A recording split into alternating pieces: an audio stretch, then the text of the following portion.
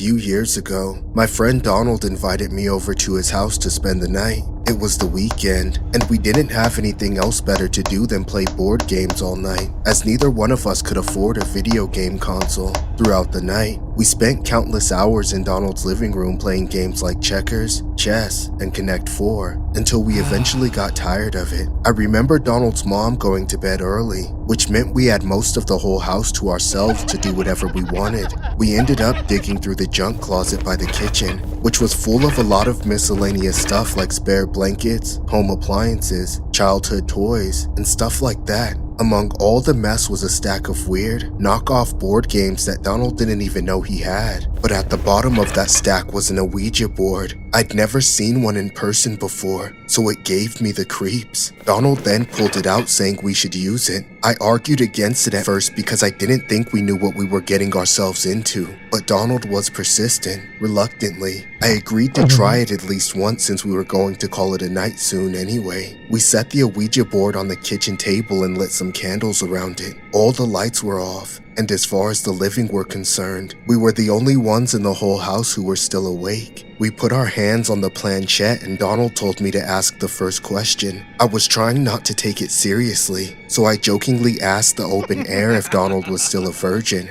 After a few seconds, the planchette started to move.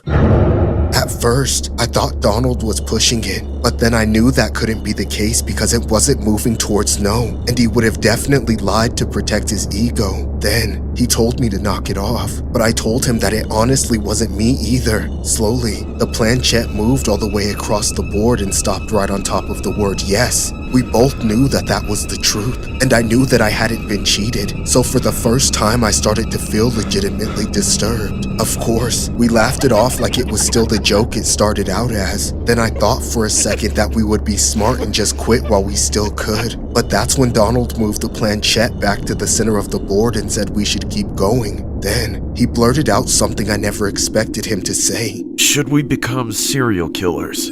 My jaw immediately fell to the floor, and I looked at him in disbelief. However, before I could say anything about it, the planchette started to move again. I wanted to take my hands off of it, but it felt like they were stuck, like they were being dragged outside of my control. And of course, the board replied once again with yes. I looked Donald dead in the eyes and shook my head seriously, basically begging him to stop, but he didn't. He asked another question. Who should we kill first? There was almost no delay in the response this time. I watched in horror as the planchette slid back and forth across the board, spelling the word Mom. Suddenly, Donald ripped his hands away and I did the same. Then we were stuck staring at each other in a terrified silence for what felt like hours. Even the temperature in the room seemed like it had fallen by 10 degrees. Finally, one of us broke the spell of quiet, saying, We have to do it. What? Are you crazy? No, we don't. Yes, we do. The board said so. You're kidding, right? It's just a stupid old board game. Shh! Don't say that. It's more than that. We have no idea what we communicated with. Depending on what it is, we may not have a choice. Dude, are you really going to take out your mom? I'm not going to. We're going to. You're lying. You're joking. You can't be serious. Unless you're willing to admit you cheated, I'm dead serious. Now come on, get up and do this with me. I was left dumbfounded at the table while he got up and grabbed 2 knives from the counter. Then he put one in front of me. The look in his eyes dispelled all hope that he was messing with me. Still, I didn't want to believe what was about to happen. In that moment, I was more scared about what he would do if I said no. He looked crazy. I went ahead with it at first, grabbing the knife and following him upstairs, waiting for him to turn around at any point and say that he got me, but he never did. We got all the way to the doorway to his mom's bedroom, where we could see her sleeping. I realized that if Donald actually did try to go through with this, that I would be the only person who could stop him. It would be up to me to take him out with the knife if I thought he was really about to do it. But then, it was like he'd become frozen. He looked over to me and I was able to see just how afraid he really was. Second thoughts were all over his face. Man, I can't do this. You go first. Not a chance. I didn't even want to do this. This was your idea. It wasn't my idea. It was theirs. Whose? The evil spirit? Get over yourself. That thing's not real. For a moment, I thought I was finally getting to him, but right as we were about to take it all back, that's when we realized we had already crossed the point of no return. It came like a crash of thunder over our heads, with a voice saying, Hurry up and do it! This story was inspired by an incident that happened in 2007. Two male individuals named Joshua and Donald played the Ouija board one night and asked it a series of questions as shown in the animation. No one knows if it was merely a case of a mental breakdown or an external entity coming into the equation that caused what happened to happen. The culprits were then later arrested and convicted for their heinous crimes.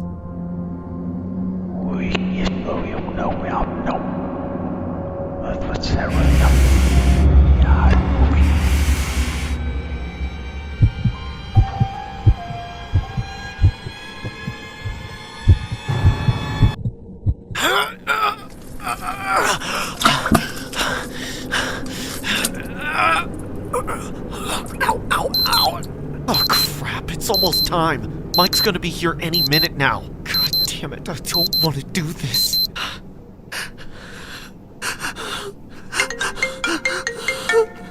Screw off! Why the hell did I have to be friends with this psychotic incel anyway?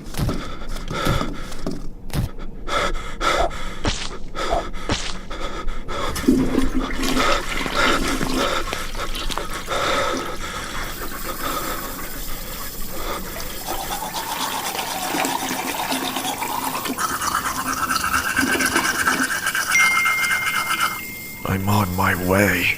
Oh God, no! Why did I have to agree to this crap? Pick up the phone. Hello? Hello? Hurry the fuck up! Leave me the hell alone, you piece of crap! Ah!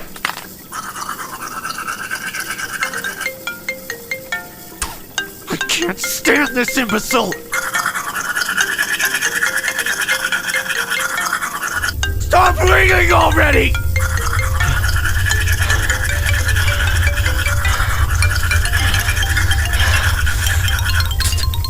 I'm not doing this today with you, you psycho! Damn it! Does this idiot not have anything else better to do?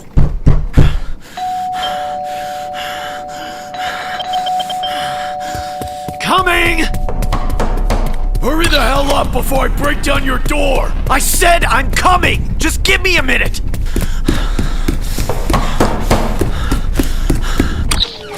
What the hell is your problem, you little pew blinker? You couldn't answer the damn phone? I'm sorry, Mike. I must have had it on silent or do not disturb. I bet you don't keep that thought you've been thunderclapping on Backpage silent. Now, hurry up and let's get this over with. Okay, Mike. I hope you did the Ouija setup right this time. Yes, Mike. I set up the candles and left the music playing, just the way you requested.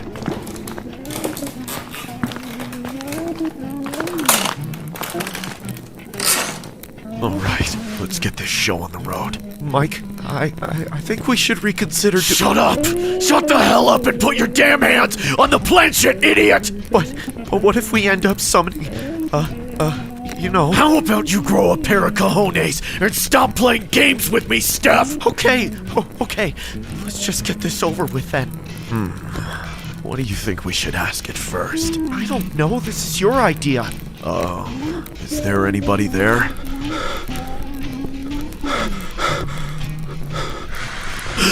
Oh, crap. Holy crap. Stop moving the damn thing, Mike. This isn't funny.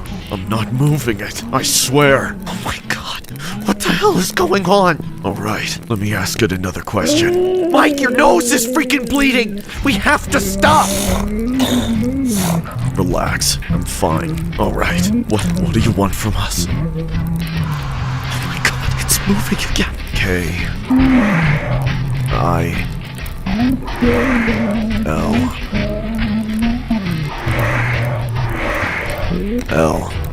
It read kill. What does that mean? Get me a knife. Ah! Get away from me!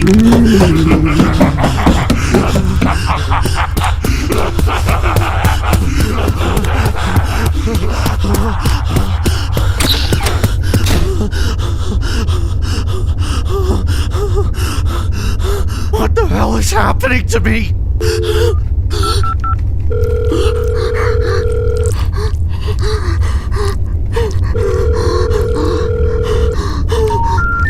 We're sorry, the number you have reached is not in service. Please check the number or try your call again. This is a recording. We're sorry, the number you have reached is not in service. Please check the number or try your call again. This is a recording. We're sorry, the number you have reached is not in service. Please check the number or try your call again. This is a recording.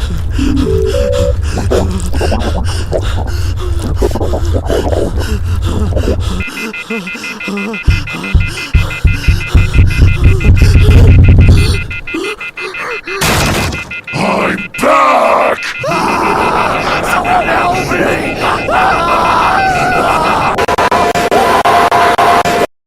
The story was inspired by a case that happened in 1995. The parties involved were two males named Michael and Stefan. Michael lured his friend Stefan over to his bedroom dressed as a shrine to play the Ouija board. The animation pretty much portrays a dramatized version of what happened and what was actually spelt in the Ouija board that night. Michael was eventually sentenced, and the case has since been just a deadly tale on the internet.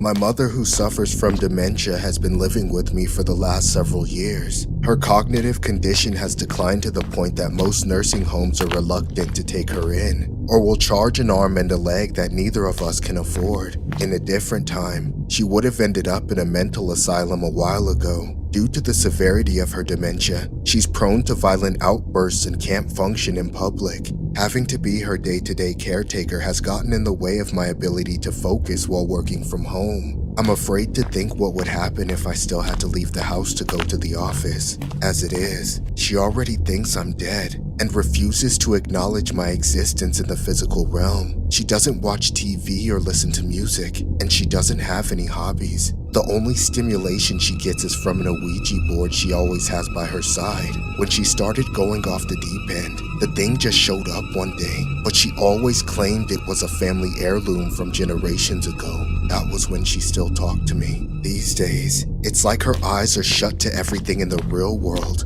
and her hands are bound to that planchette of that Ouija board. She's always sitting at the living room table talking to it, sliding the planchette all over the place a mile a minute, like she's taking down the entire life story of whatever ghost she thinks she's communicating with. If I so much as have the nerve to walk in from the grocery store, or come out of my bedroom and interrupt her focus by just moving around, she won't realize it's me, but she'll think something's wrong and start screaming out some weird esoteric name, asking why it killed me. Why do you take my son? Why? I don't understand it. It's almost no use trying to reach the real person trapped in there anymore, and definitely not when she's like that. I've tried everything I could think of, but it's like I'm a ghost to her. Mom, why are you crying? I'm right here. Listen to me. Look at me. I'm right here. Please don't forget about me. At this point, I don't even try anymore. I feel guilty about it, but even if I could afford to get her help, or even if I had any idea how to help people with her condition, I seriously doubt I would do any good. It's far too late to stem the tides, as they say. The most I can do is just let her be. But recently, I swear it's more like she's possessed. I know her brain is deteriorating, but I worry about her soul too. Sometimes, I think she'd be better off with a priest or an exorcism than a doctor and medication, especially at night. She never sleeps as far as I can tell, and quite often the noises she makes keeps me up for hours, and when it doesn't, I can still hear it in the nightmares it gives me. Tonight,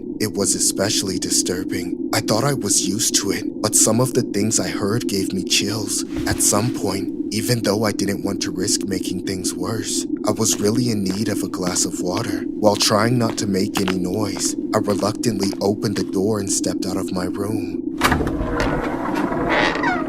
I then tiptoed down the stairs. I could hear my mother scraping the planchette as frantically as always, pausing to have bouts of wailing, just to go back to asking more questions she doesn't want the answers to. About halfway down the steps, she came into view at the table. I then stopped to watch her from the distance. All the lights in the house were off, so it was pitch black darkness except for the little bit of light bleeding in through the windows from the streetlights outside. I then started tiptoeing my way towards the kitchen. It was literally like a scene out of a horror film. I didn't want her noticing me. Just the mere thought of startling her was downright terrifying to me. Luckily, she was facing away from me, so if I could just get the glass of water and get back to my room without making too much noise, I wouldn't set her off any worse. I successfully crept into the kitchen unnoticed and picked up the glass of water that was sitting out on the counter. I made sure I was extra careful not to knock into anything. I put the glass under the tap and braced myself. Turning on the water was the only thing that made noise that I couldn't avoid. My mom was crying softly in the other room, so I figured she wouldn't hear it over her own voice. I turned it on at a quiet level and waited.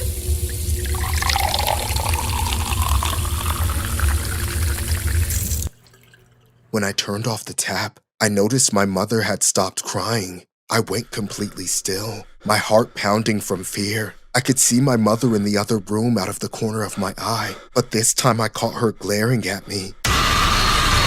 She had this look of utter hatred on her face. It felt like we were both frozen there for an eternity. Then she snapped her head around and screamed, Why did you take my son? I flinched at the sound of her voice and dropped the glass of water on the tile. I backpedaled as she snarled at me, and for the first time in years, she jumped from the table and ran, charging straight for me. When I turned to run away, I slipped.